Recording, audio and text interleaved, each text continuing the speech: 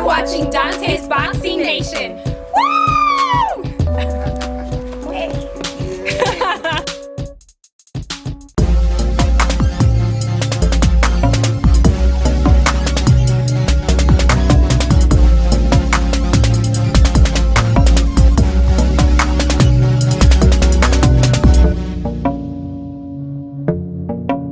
Dante's Boxing Nation, what's going on, guys?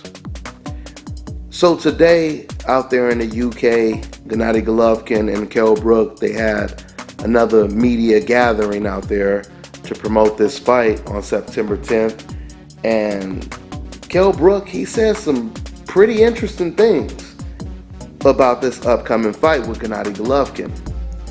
Let me go ahead and quote exactly what he had to say, and then I'll give you guys my thoughts. So this is what Kell Brook said today, quote, "He's never fought nobody like me. He's going to learn real quick in this fight that he's not in there with a welterweight. He's in there with somebody with venom in his hands. He's going to think twice about marching forward. Everybody he's fought, I would beat. He's never fought anybody with my mindset either. I was staring death in the eyes a couple years ago, so I'm going into this fight smiling." Now, my first reaction when I heard Kell Brook say this was, man, Kell Brook, he's got Amir Khan beat. He's definitely got Amir Khan beat.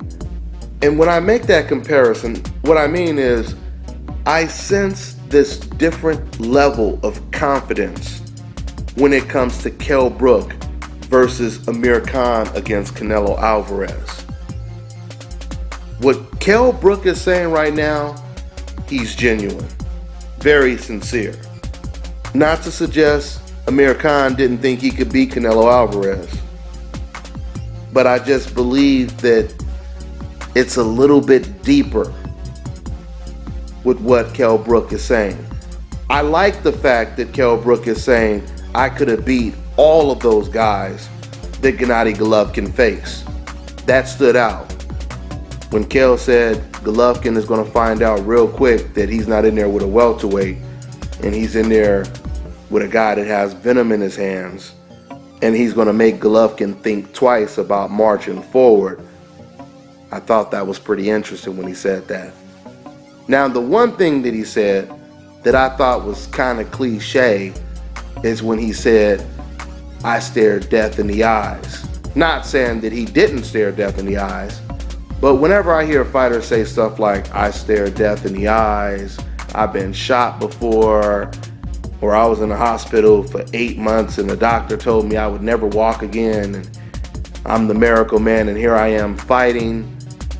All of that is good, but in my opinion, none of that prepares you for a vicious ass overhand right that you don't see, or a left hook that catches you right on the button. None of that prepares you for that. So outside of the cliche stuff, I thought what Kell Brook had to say, for the most part, it made me want to watch this fight even more. There is no doubt about it. This is a David versus Goliath type of fight. And like I've been saying in my recent videos, 2016 is the year of David versus Goliath. I'll tell you this right now. If Kell Brook was a natural middleweight or a natural super middleweight, and I know that's a big if, like if Golovkin were moving up to 168 and he had to fight the super middleweight champion Kell Brook, I would be picking Kell Brook hands down. But this is not the case. Kell Brook is going up against a guy that is considered one of the most vicious punchers in the sport right now. The problem that Kell Brook has in this fight is he is the most skilled fighter that Gennady Golovkin has ever been in the ring with. But the problem is, this is real life street fighter, and Kell Brook is coming in with a handicap where he just has a quarter of energy, whereas Gennady Golovkin, he has a full health bar. So whereas Golovkin can make all kind of mistakes, Kell Brook can only afford to make one or maybe two mistakes. He has to fight a perfect fight, just like Amir Khan had to do.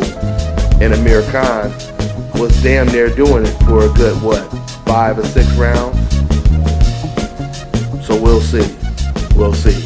But I really like Kell Brook's attitude. What I don't like is how small he looks when he stands next to Gennady Golovkin.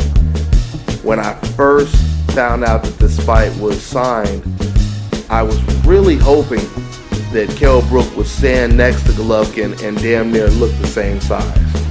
But who knows?